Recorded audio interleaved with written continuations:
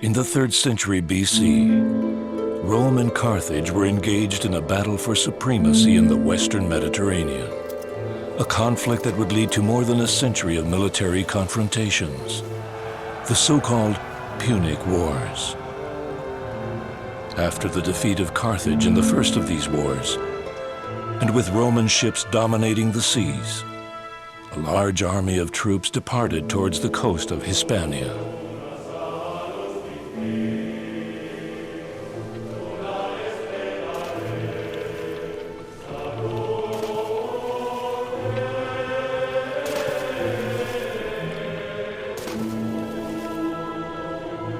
One after another, quinquiremes and triremes were sailing towards the inlet. Beautiful painted helmets, standing on end by innumerable lines of powerful oars. From their bowels came forth men, animals, and weaponry. 60,000 infantrymen, 8,000 horsemen, 200 elephants, a troop of battle-hardened Carthaginians under the command of Hasdrubal the Fair, son-in-law of Hamilcar Barca, supreme commander of Carthage. Thousands of souls committed to the adventure of creating a strategic fortification from which they could prepare future attacks against their most hated enemy, Rome.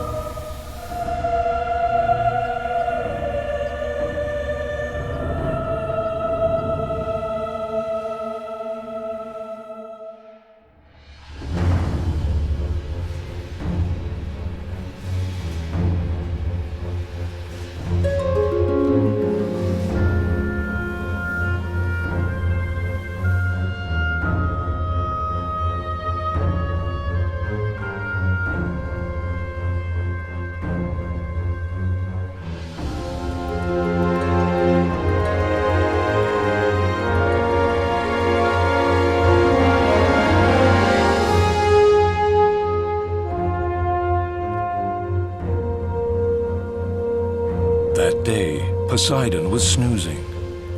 The sea shone like an incandescent crystal on nymphs and sea nymphs. The will of the gods was at peace. But what of men?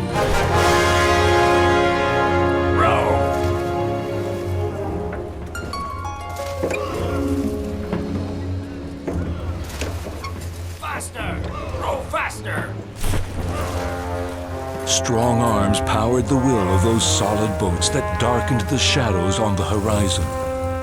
Then, great sails made to billow by no less than Neptune himself cheered on that wondrous fleet of fast-moving vessels.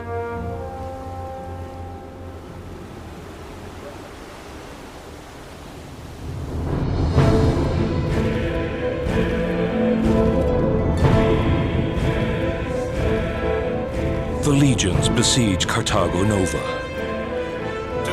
25,000 infantrymen, 2,500 horsemen, ladders, assault towers, orders to attack. The powerful machinery of Roman warfare ready to strike in combat.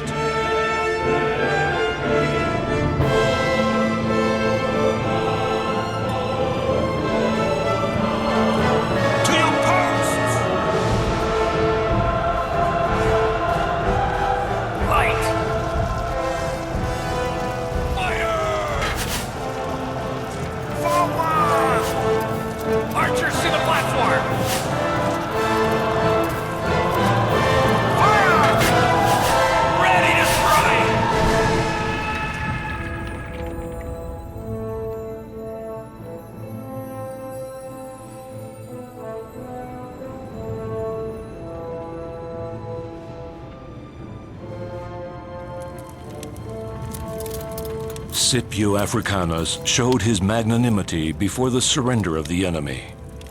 He ordered the killings to stop. The plundering of the booty commenced. The boats were full of shining silver, and the streets full of black death.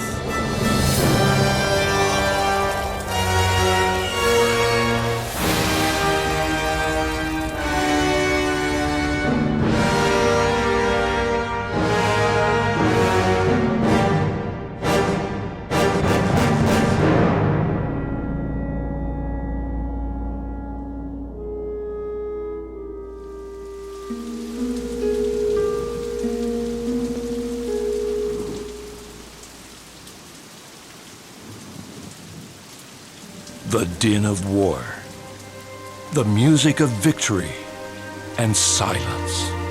Silence in honor of the fallen.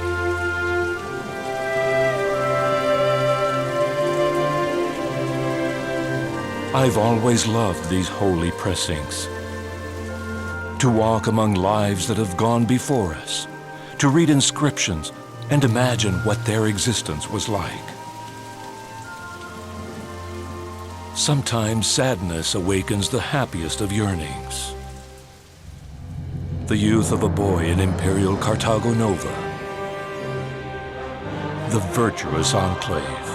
The city touched by the magical muse of Mercury. Carthago Nova, splendorous and sensuous, born out of the epic days of war and peace.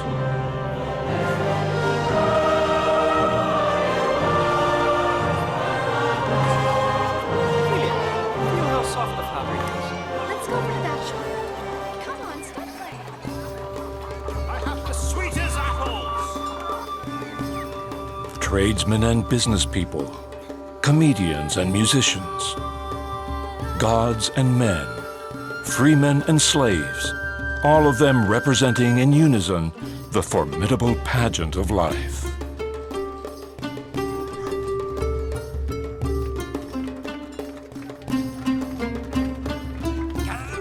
Gather round, these strong arms to work in the fields of the mind. I've brought some good slaves today.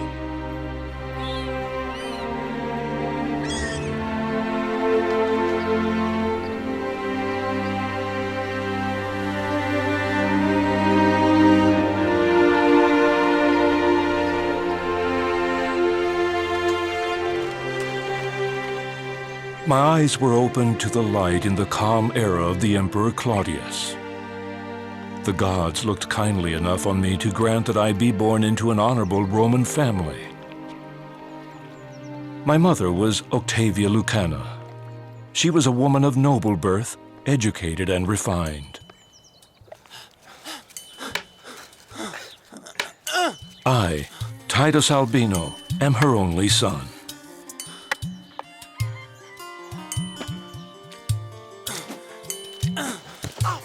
My father, Marcus Albino, was a prosperous and respected businessman, a practical man of simple tastes. Tell me, Macius, who would you have been on in the next games? On my school always.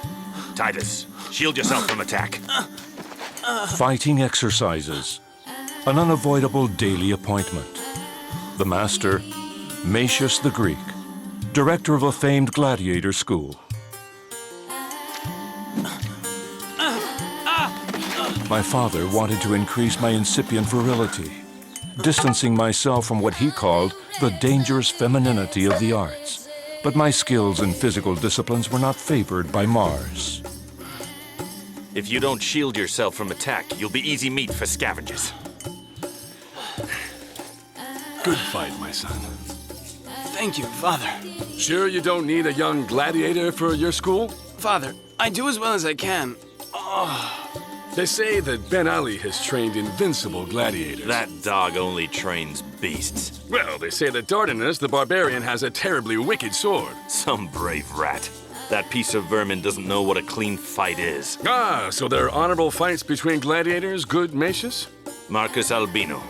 There is more honor on the amphitheater floor than in the entire Senate of Rome.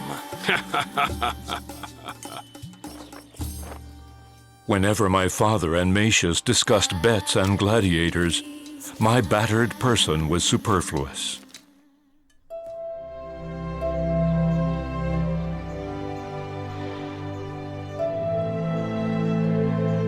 And I would devote these times to my studies. Reading makes the man complete, my mother was often fond of saying. A time for study, which coincided with her offerings to the gods. Octavia was a skilled expert in mixing wine for libations.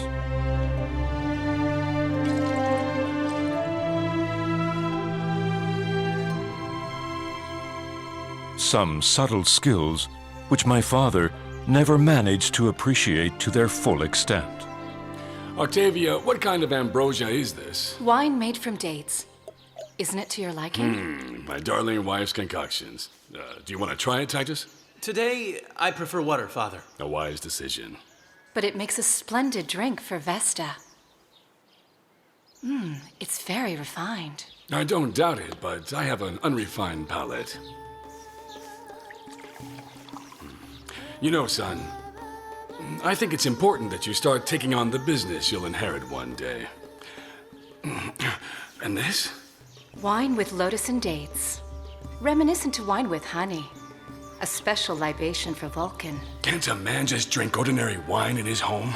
You see, son, what's good for the gods isn't good for your father. That's because gods are immortal and I am not, Octavia.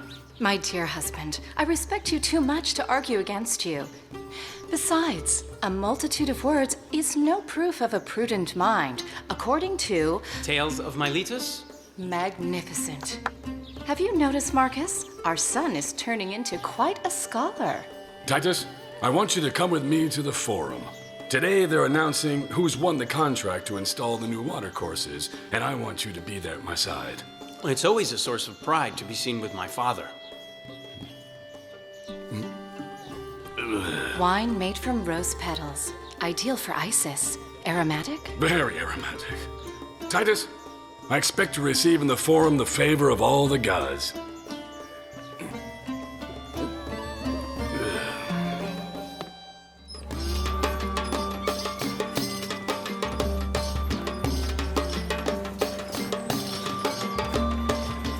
In those days, the prosperity of the Albino family shone with the intensity of the brightest morning star. I've got it. I'll take it in. The harvests were abundant. My mother would say that, thanks to her libations, Ceres had been magnanimous.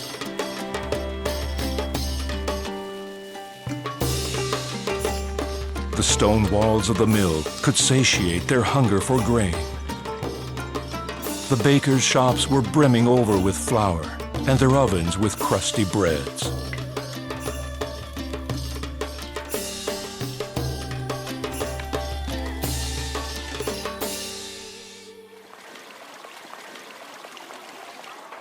Come in and see the most beautiful amphora in Carthago Nova. The Salvio family manufactured the pitchers and amphorae that were needed in order to successfully sell wine and oil. They also made pieces of crockery, delicate pieces produced by the fair hand of their daughter, the beautiful Lydia. My personality became pensive and I struggled for words when I was in her company. Although she was concentrating on shaping the clay, Lydia rewarded me with a wonderful smile from time to time.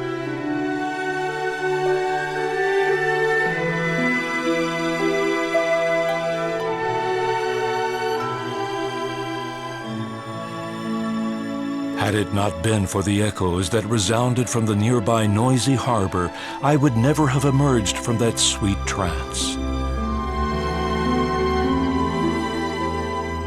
Those were the beautiful days. Carthago Nova was growing and prospering thanks to its ideal location. Men and their assets arrived from the most distant places, a seemingly inexhaustible wealth of fortune. We've arrived, thanks to the gods.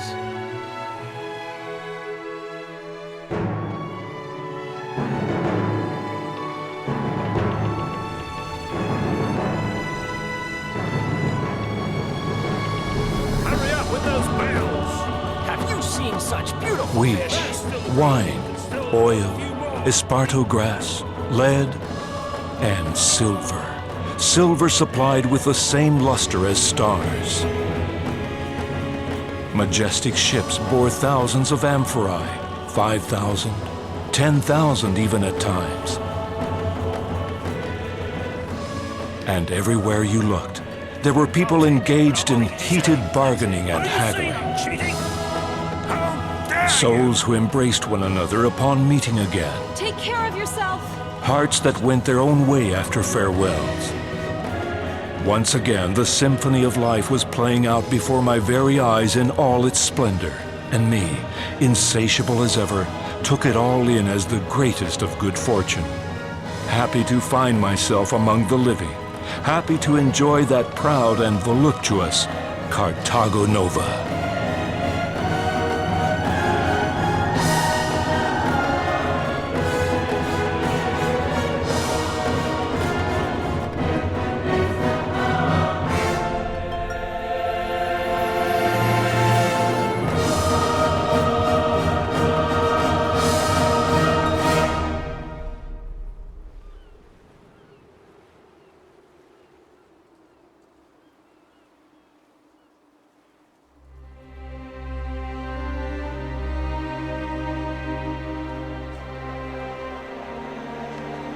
That day, the Forum was teeming noisily.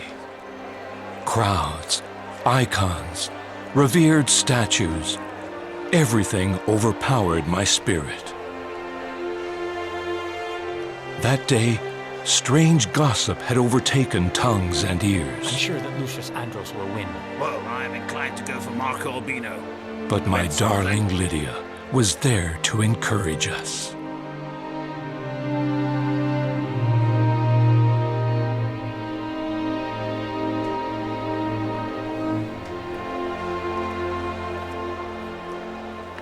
There you have Lucius Andros and his henchmen. Venomous snakes of the worst kind.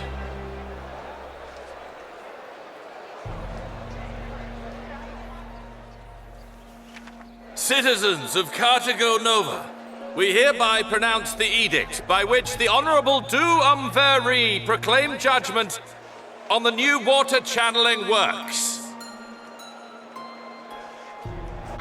A bad omen, Titus. The two respectable citizens who have tendered their bids are, on the one hand, Marcus Albino, and on the other, Lucius Andros.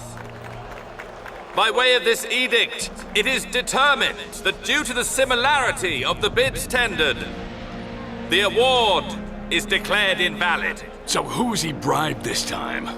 A snake. That's what he is. By way of offering a final verdict, the magistrates of the Curia have decreed that the Honorable Lucius Andros and Marcus Albino must compete against each other. They will both build fountains here in the Forum Square. The final contractor of the project will be the one who finishes building his first. The water emanating from them must be healthy and suitable for public use.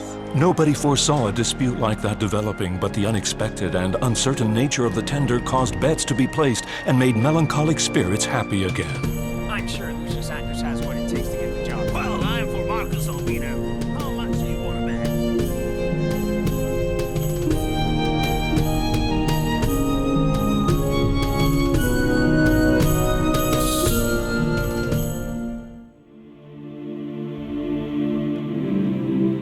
Our character is dictated by our conduct, Aristotle entreated. On a day where the gods had stirred up a sea of doubt, there was nothing better to calm the spirit than the splendid and enjoyable baths of Carthago Nova. Cold, cool, or hot water soothed the most agitated of spirits. A meeting place where convivial discussions were held. Sometimes. They say the greatness of a man is seen by the importance of his enemies, noble Marcus Albino. The fates of the present day have decreed it so, respected Lucius Andros. My dear friends, what should we think of someone who bites the hand that feeds him? Your offended person seems to forget who discovered the bed. Who saved him from destitution, and thanks to whom he is now the owner of a successful silver mine. The most productive of all those being worked in Carthago Nova. Which has made you rich as it has me.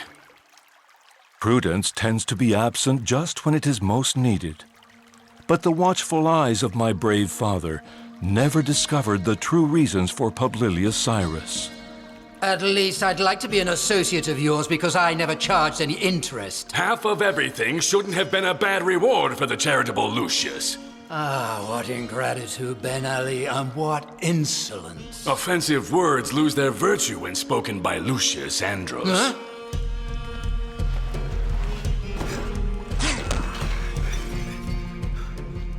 I can see you don't want to be my associate any longer.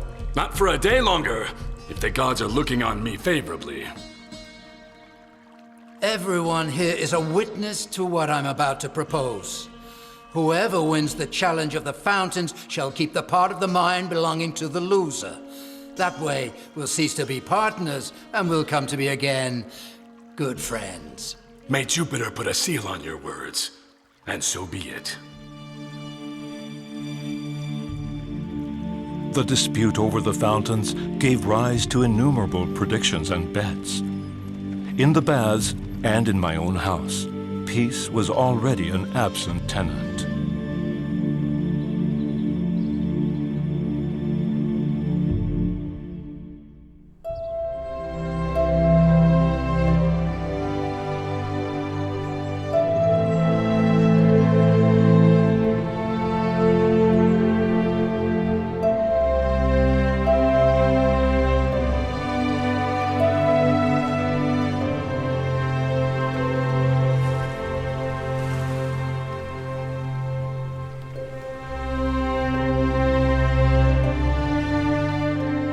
Water, the lifeblood of Carthago Nova, was lovingly embraced by the solid but sleek aqueduct. The water poured sweetly into a beneficial distribution channel, causing 3 beautiful receptacles to overflow. One that supplied the baths, another that supplied the fountains and public pools, and lastly, the one that supplied water to the houses. Through influence and bribes, the nearest and most profitable water connection was entrusted into the hands of Lucius. In addition, in order to build the water supply lines, he took possession of all the amphorae in Carthago Nova. And should the divine winds ever stop blowing in his favor, the old usurer acquired a true legion of slaves. Work, you dogs! Work faster! My father, a victim of the cold strategy of his opponent, could hardly find hands for hire. Fear of Lucius Andros was greater than the need for any amount of sesterces.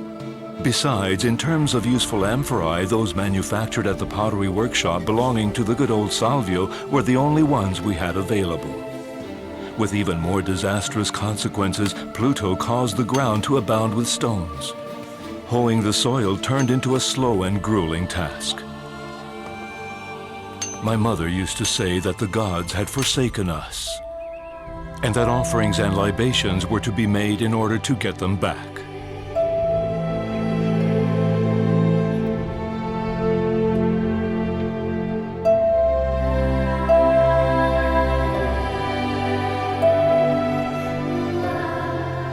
Within a few days, and spurred on by the winged Mercury, the channeling system being built by Lucius gained ground on ours.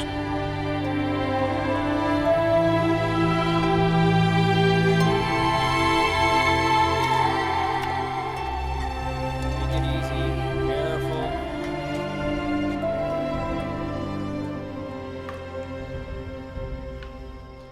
Consider setbacks as an exercise. But in such distressful circumstances, Seneca's wisdom didn't provide the comfort the Albino family needed.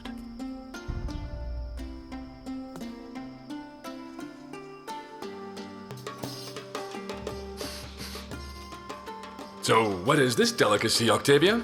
It's a dish of my own invention. Deliciously stuffed quail. Well, if these are quails. Yes, stuffed with brine-cured bitter olives. How are they? Bitter. I'll have some grapes. For sure they'll be safer. Marcus, do you know that it worries me to have Lucius Andros as an enemy? He's a vile person. If it were up to me, the gods well know that I would pass on the bet. Take it easy. You won't have to. It's practically lost anyway. It doesn't have to be like that, Father. I've studied our water connection, and It's farther away than his. That shyster knew well what people he had to bribe to come out ahead. Yes, but it has the advantage of being higher with a gentler slope. On the other hand, Andro's connection has a very pronounced fall. Only on the first stretch. Father, I'm sure the source of the water will make the channel collapse. That should hold them back. But not enough. What's more, we can use lead instead of amphorae. Tubes made of lead? They are much stronger and much narrower. The ditches to be dug are smaller and therefore quicker to make. With the help of the gods, we'll make up for lost time. Let's join it.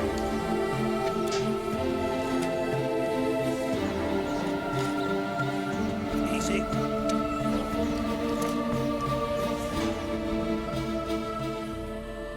Like the lives of two lovers who yearned to reach the end of their days together, so ran the pipework of Lucius Andros and my father. The gods were unsure of on who they should bestow their favor. The graceful stork finished off the work of Marcus Albino beautifully. The magnificent lion immortalized the infamous nature of Lucius Andros. In the circumference, the beginning and end meet. Just as in the apt definition given by Heraclitus, the start and end points of the acrimonious works agreed to coincide.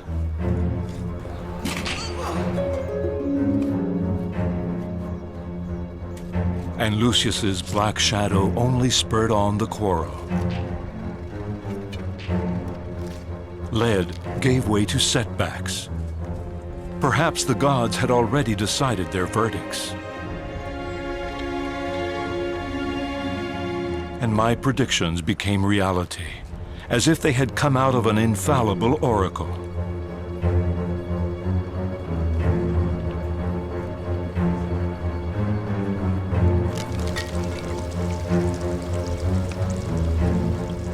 And as if he were one of the sons of the god Aesculapius, Salvius staunched the artery that obstructed the flow of our victory's lifeblood.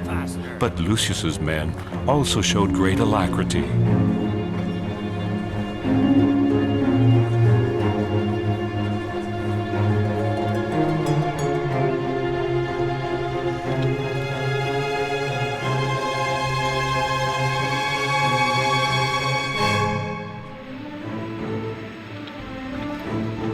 Innumerable gazes inspected the two fountains.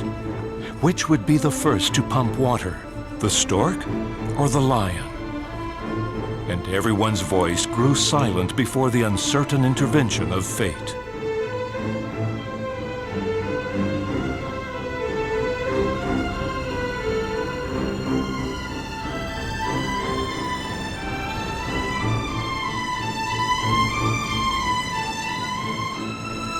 And the water gushed out, cool and clear.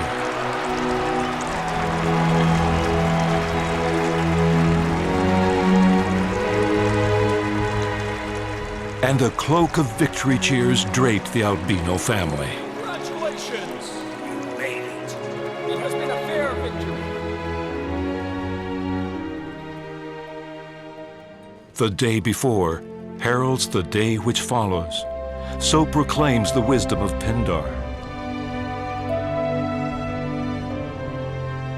We would always remember the day when a stork beat a lion, and skill beat brute force. We would always remember that valiant deed in that virtuous enclave in Carthago Nova, splendorous and sensuous, born out of the epic days of war and peace.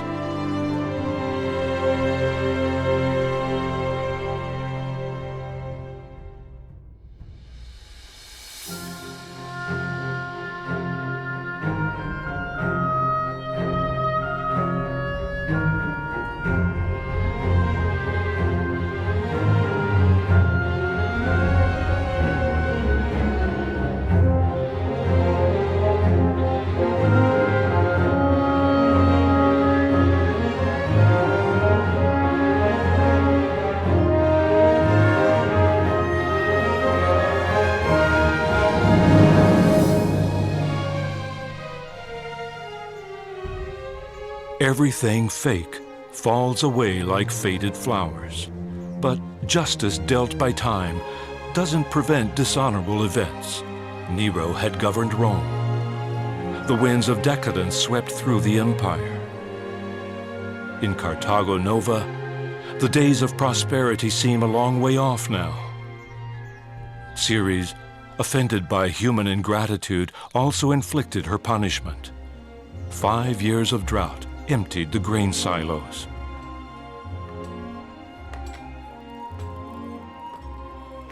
Pluto, weary of us rummaging and digging around the bowels of his kingdom, vetoed the extraction of wealth. The silver mines became exhausted. Have you found anything?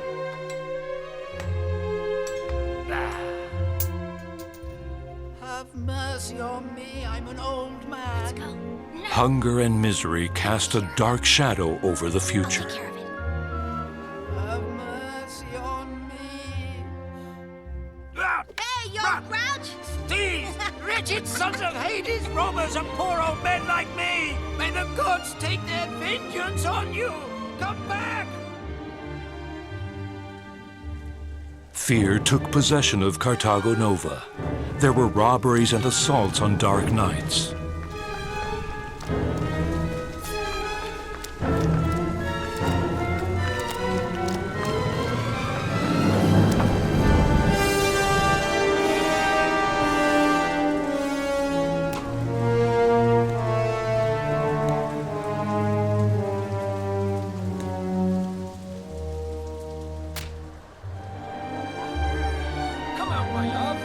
To escape from their hardship, the people attend spectacles and performances more than ever before. Everything is justified when it comes to cheer up their downcast spirits.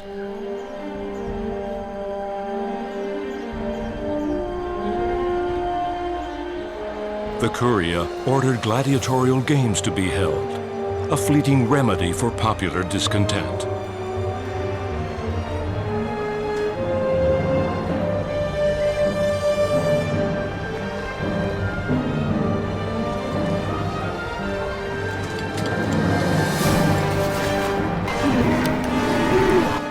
Beast shows, fierce fights of animals against animals, of animals against humans.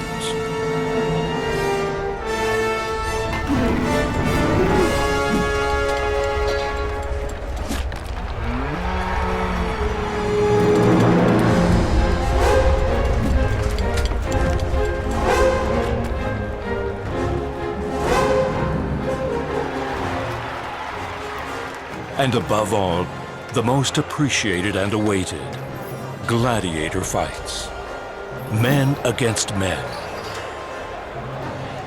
Heated combats to the death. The ferocity in the arena soothed the rage of people facing adversity.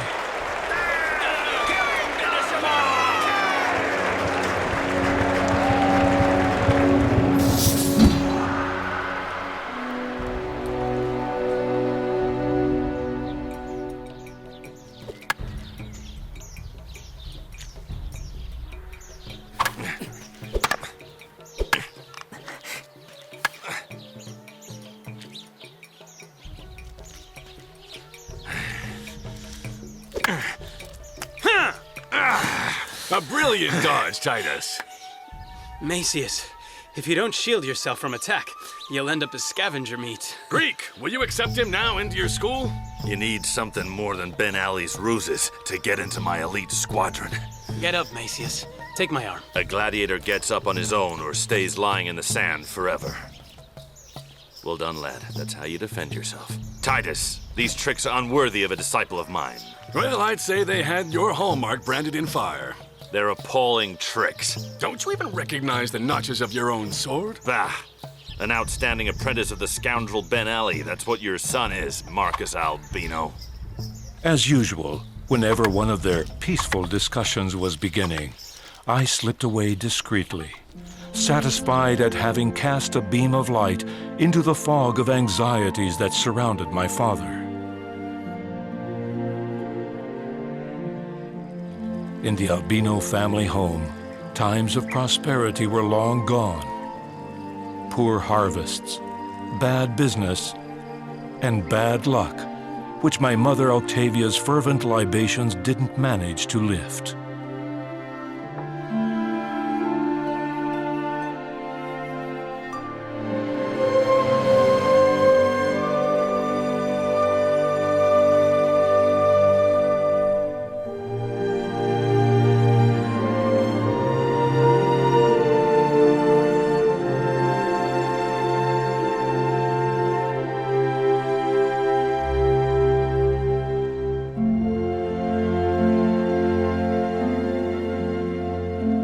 During those years, I was immersed in learning the wise disciplines of Vitruvius. According to the great master architect, buildings had to be attractive, practical, and durable. In order to understand the method of application of these concepts of harmony and balance, Octavia arranged for me to work as an unpaid assistant for 3 of Carthago Nova's most renowned architects. Gracchus Paetus was famous for his wisdom in producing both functional and practical works. Very well, let's enter the site. The renovation of the Curia building had been entrusted to his skillful charge. There isn't any justification at all for the chaos we are suffering. The Pax Romana extends to every corner of the empire. How is it possible that it has been lost in our beloved Carthago Nova? We have to make our streets safe again. Our honor as Roman citizens demands this of us. Here, here. We're all set. Another of my recognized teachers was Tullius Baebius, an expert in creations where artistry stood out with a remarkable level of achievement. Maintenance work on the graceful and airy theater bore the hallmark of his handiwork. That front facade will be covered in marble. He had to enhance the stage of the proscenium, already spectacular up to that point. Titus, never forget the acoustics. Look, Titus, those columns will support the entire superstructure. 6,000 spectators would admire the skill of the brilliant Baebius.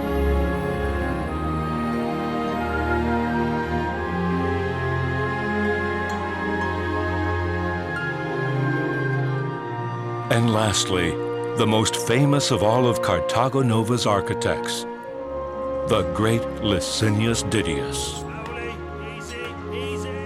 Outstanding knowledge of the strength of materials made him holder of the title of Architect of the Eternal. Forward now, all the way. The imposing amphitheater was now under his command. The seating capacity had to be increased to 11,000 souls. My knowledge increased day by day in the shadow of the master.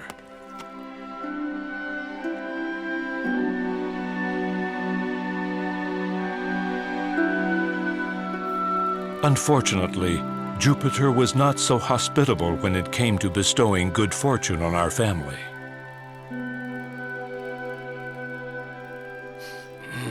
The fish isn't very fresh. So I see, Octavia. Nowadays, it's hard to find anything at a decent price. Well, there's no dish a pinch of garum can't spice up. That's what you call a pinch, Father? Titus, this is Carthago Nova's true gold. Delicious. Yes, if one day you sold this in large quantities, you'd really be in business. Marcus, don't you know that a young architect needs a much bigger place to study? Mother, I've told you it isn't necessary. Garum, more valuable than silver itself. I think there's a room that might do very well. It's large and with a lot of light. Besides, it won't ever run out, What about the one overlooking the garden? as long as there are fish. As a library, it would be perfect. That deaf dialogue was their way of hiding a normality which no longer existed. What was that phrase, Titus? If you've got a library with a garden... If you've got a library with a garden, you've got everything. That's it. And who said it? Cicero, dear mother. Fantastic memory. Marcus, don't you think that our future Vitruvius deserves that library? Titus, remember what your father says. One day ships will leave here with thousands of amphorae filled with this subtle gem. But my father's vessels never made it to their port of call.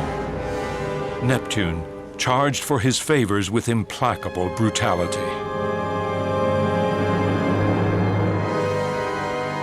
Marcus Albino's wealth lit up the obscure depths of the abyss.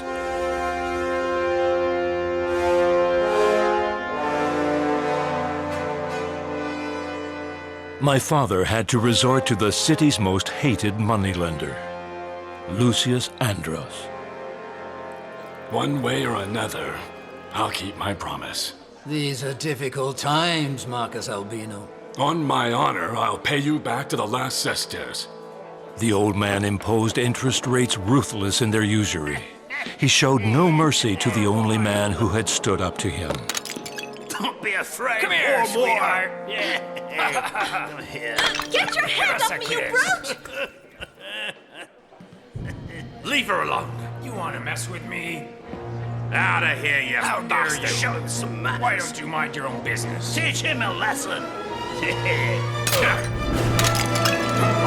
him a lesson, Billy.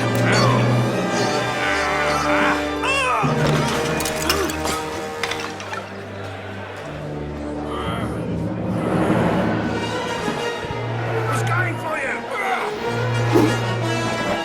Hey, you're gonna have to pay for the broken furniture!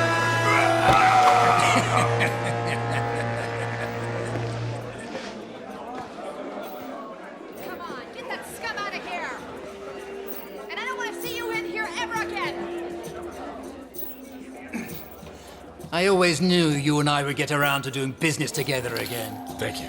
Marcus Albino, I always collect what is owed to me. Everyone knows Lucio Andro always lived up to his well-earned reputation.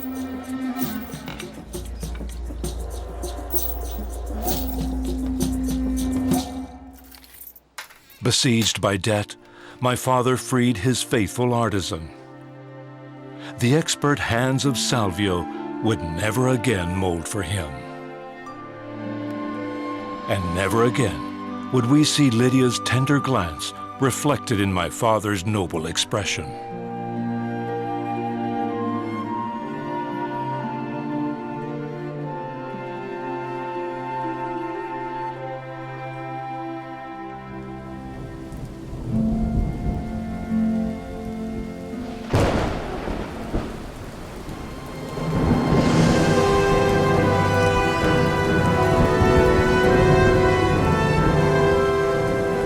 Comfort is cold and tasteless when it doesn't come wrapped in a cure, said Plato. For the Albino family, the darkest fate was about to come calling. Father, they say the storm flung the boat onto the island rocks. Marcus, you can't go out in a night like this. The shipwrecked say that they were trying to reach the harbor for refuge. If it is true, it is our ruin, Octavia. But the streets aren't safe at night. Mother, don't worry. I'll go with him. Titus, stay here. Wait. At least let your son go call Matius. Look after your mother.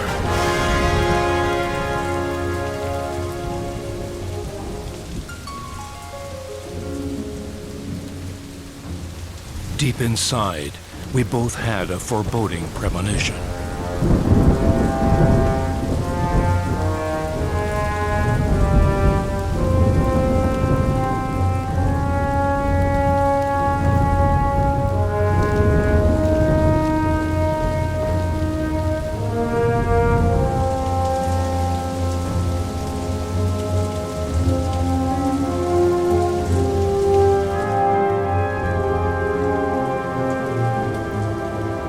Everything fake falls away like faded flowers. But what about good people, wise Cicero?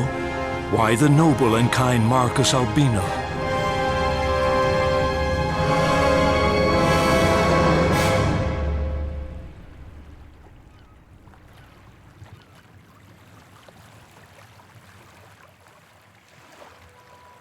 My father's lifeless body appeared after 3 days.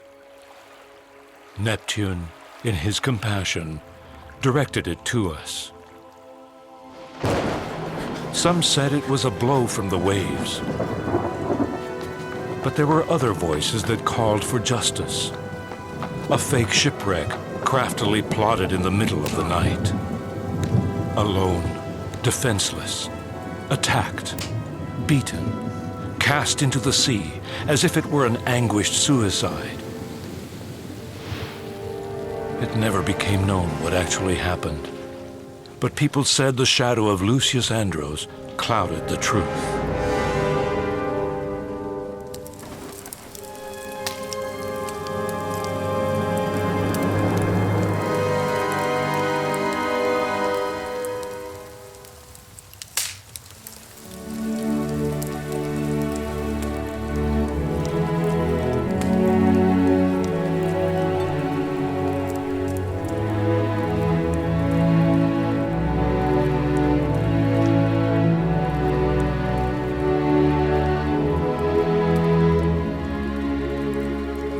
The funeral pyre burnt as was prescribed, without logs carved in honor of the deceased. The dying embers were put out with wine.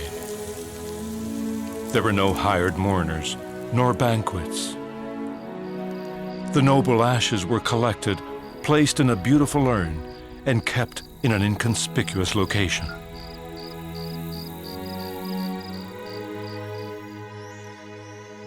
Lucius didn't respect the holy days of required mourning to claim our debt. My mother appeased him with properties.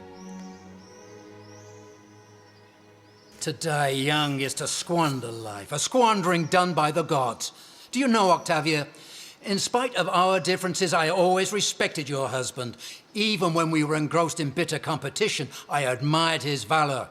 He was the only one bold enough to challenge me. The greatness of a person is seen in the importance of his enemies. Here you are. The mine is yours. Thank you. Only Jupiter knows how long I've been waiting for this, since that ill-fated day when your yearned husband won the bet. It was a good fight. No one doubted that it was, but to win it back. After so many years, forgive me if my old heart is racing a bit. Is that all, Lucius? For the time being, dear Octavia. For the time being.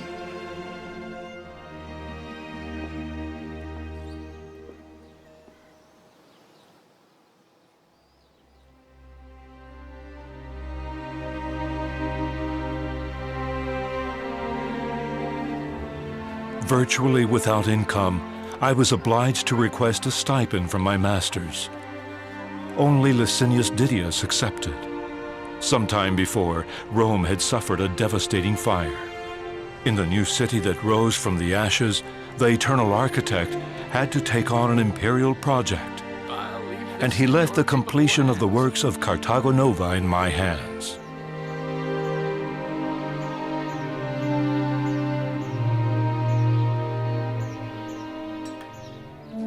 Pulleys and platforms, stone and men. Occupied in my absorbing daily routine, I scarcely had time to dream of my beloved Lydia.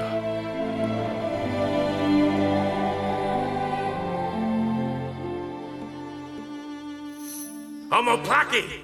If you don't shield yourself from attack, you'll end up as scavenger meat. And in the arena, Macius's gladiators were already exercising. The lavish games that would inaugurate the new amphitheater were nearly upon us. There was a Nubian gladiator who went by the name of Fabius. His feline agility was prodigious. But above all else, I admired his nobleness in combat. You'll be roadkill for vultures! Do you hear me, Homoplaki?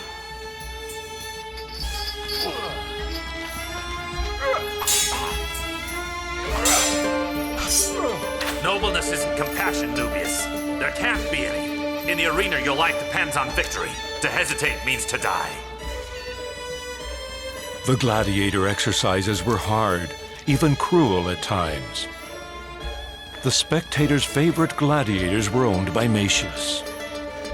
20 slaves, each one an expert in some form of combat.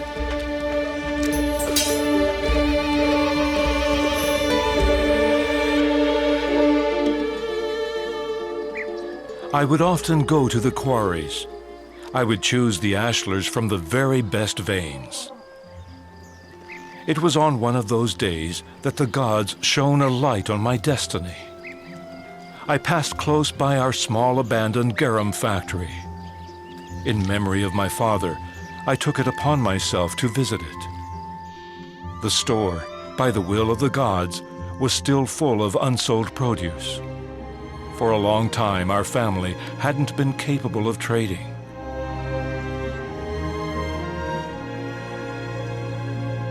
The day before heralds the day which follows, but time nearly always plays against those most afflicted. We have to sell it, Titus. Mother, it's the Albino family home. But I can't pay Lucius. Remember what Father used to say about garum? The jewel of Carthago Nova. You know, they're rebuilding Rome. Yes, and they say that the port of Ostia is back to business like the good old days. A cargo of this on its piers and... Do you think that the gods determine the aims of our sufferings over stagnant fish remains? And why not? The garum amphorae are small. And where would the cesters needed to charter boats come from? But a boat can transport thousands of them. Son, consolation is cold and tasteless when it doesn't come wrapped up in a cure. Plato's words in the mouth of my mother killed the idea. The garum, once again, was forgotten.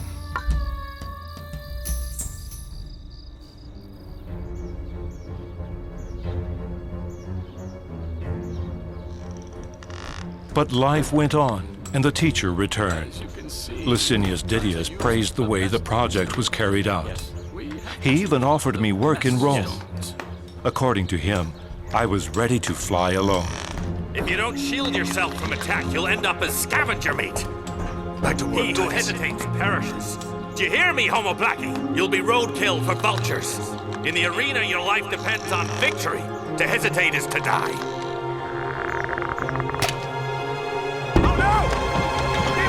Watch out! We saved him. Quick, help him. Are you all right, Macius? It's a miracle of the gods. A gladiator only gets up by himself, or remains in the arena forever. Titus, I owe you my life. These stones are my business. It's me who owes you an apology. Choose the gladiator you want. He's yours. Macius, you don't owe me anything. Accept it. I repeat, you owe me nothing. You don't want to accept the honor of a grateful man. But Macius, I know nothing about gladiators. I'll keep on training him, but in the games he'll be fighting for you. Do you like this one? You know I never bet on fights. With the help of your gods and mine, he'll be able to cover you in gold. You win. I choose that one. Fabius? Yeah, he's good, but he's way too noble. Look at this one. Strong, absolutely merciless. He'll fight for you to the death. If I have to choose one, I prefer this one. Stubborn like his father. He would never accept advice. I'd have covered him in gold if he'd paid attention. Come on, Fabius. You've got yourself a new master. I had never been excited about the gladiatorial games, but supposing all the fates conspired for the gods to smile on us. Old Macius was not short on reason. Should Fabius emerge victorious, we'd win enough to charter a ship for the garum, and if not, what would it matter anyway?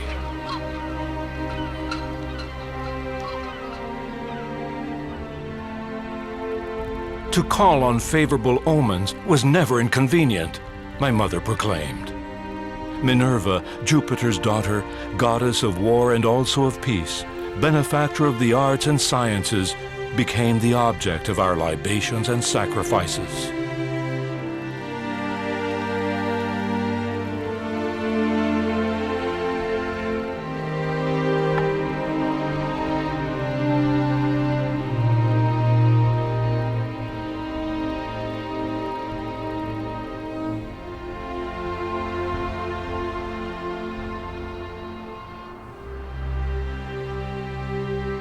Prudence tends to be absent just when it is most needed.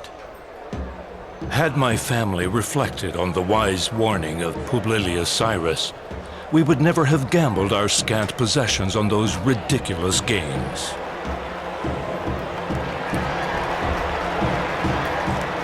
And there he was, the sinister Lucius, willing to watch his ill-gotten and blood-soaked gains increase. The sword of his faithful Ben Ali would meet that of our good Matius.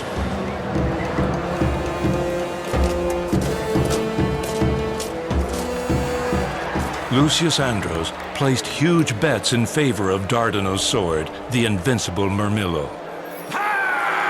As for us, all our hopes were pinned on the net and trident of the noble Fabius.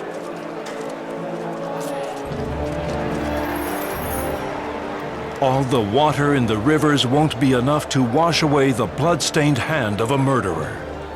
But there was no room for the noble Aeschylus in that ruthless Roman arena of suffering and death.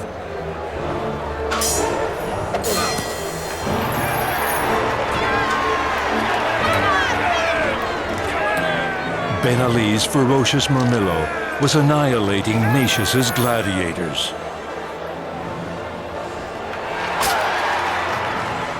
Lucius got richer with every successive death.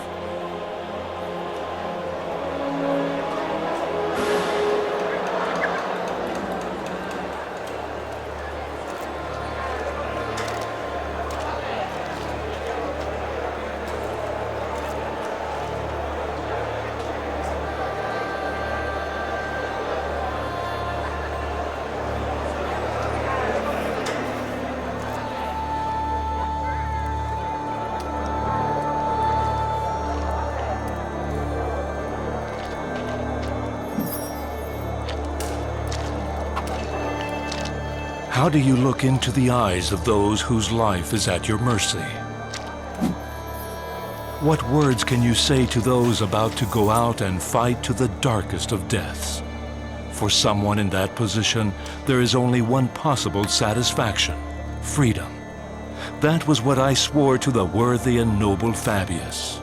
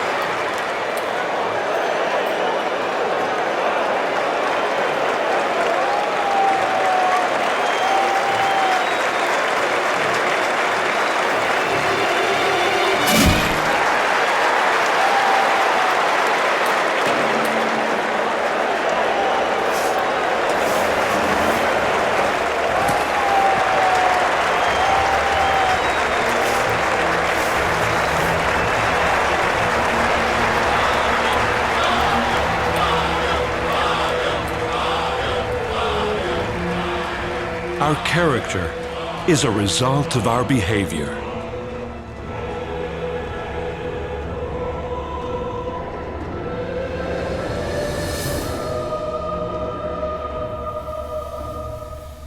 To the indisputable Aristotle, I would add, and our death is a consequence of how we have lived.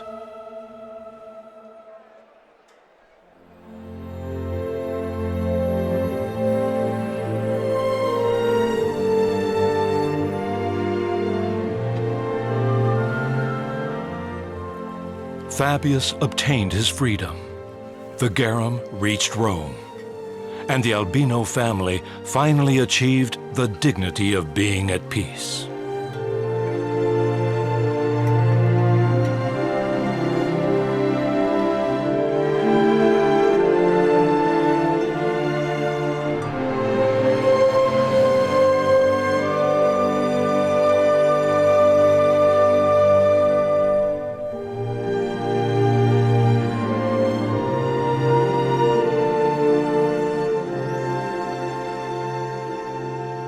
Many flowering seasons have come and gone. Before my very eyes, landscapes and people have mutated. But still today, on sunny days, I wander through the Forum and remember my parents.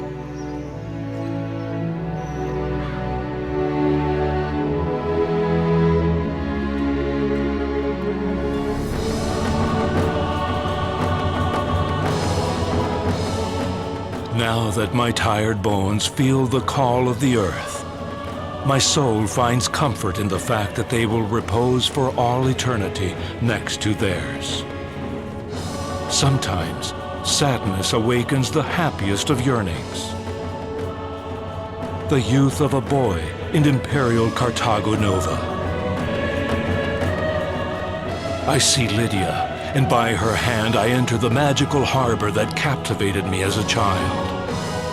And once more, the joy in gazing at boats and amphorae, souls and hearts, hugs and farewells, and again in my feelings, that absorbing and insatiable symphony of life, splendorous and sensuous Carthago Nova, the virtuous enclave of the gods, the beloved city of the eternal stones.